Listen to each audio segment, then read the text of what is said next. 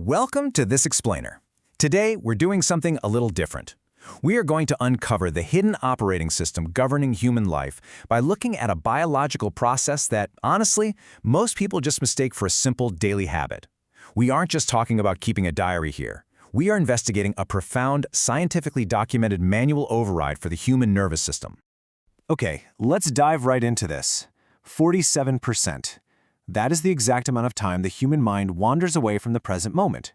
According to a landmark Harvard study, for literally half of your waking hours, your brain is running these background processes of unresolved worries, open cognitive loops, and half-processed emotions. And here's the consequence most people never actually see. This constant background processing is quietly eating up your working memory. And it predicts unhappiness, pretty much regardless of what you are actually doing in the physical world. So what's happening under the hood?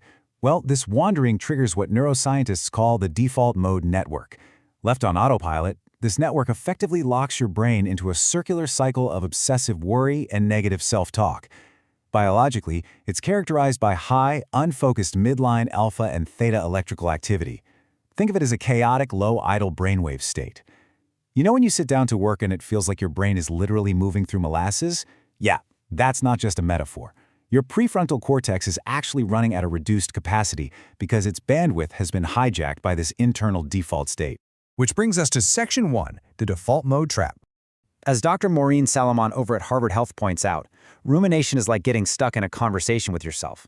But if we reveal the deeper mechanism beneath that, it's far more dangerous than just being distracted. See, when unresolved thoughts completely consume your working memory, your amygdala, which is basically the brain's threat detection center, initiates a rapid, sensory-driven alarm response. And this limbic activation doesn't just stay in your head. It cascades downward into somatic, physical distress. We're talking muscle contraction, gastrointestinal tension, chest tightness. Your biology is actively responding to a threat that literally only exists in your memory. Now check out the profound diagnostic contrast here. On the left side, a ruminating brain is exhibiting pathological high beta oscillations, an electrical storm of chaos. But on the right, we see what happens when we introduce therapeutic writing. The simple act of cognitive offloading onto paper literally shifts the brain into a beautifully regulated alpha wave state, actively increasing your vagal tone. You are fundamentally shifting your emotional processing from a reactive limbic arousal state to directed prefrontal engagement. It's incredible. Let's look closer at how that works in Section 2, rewiring the prefrontal cortex.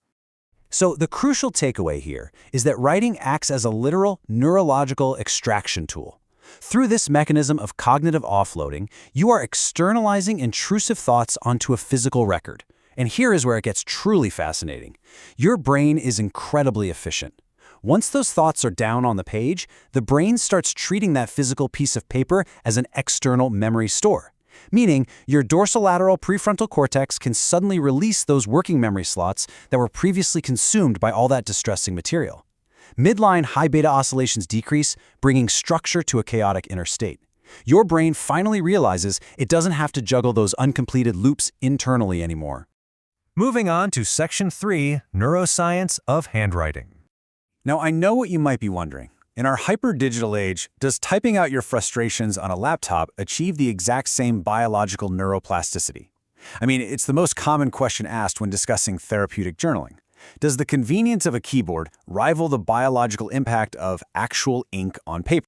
Well, high-density EEG studies show that the tactile advantage of the pen is actually profound. The physical, fine motor process of drawing out letters engages this widespread neural circuit spanning across the prefrontal cortex, the hippocampus, and your language centers. It generates frontal theta power. These are the specific brain waves critical for semantic retrieval and memory consolidation. The keyboard? It simply doesn't require the same widespread brain connectivity. Handwriting forces your brain to organize scattered abstract thoughts into highly structured physical representations, and that maximizes your cognitive control over the emotion.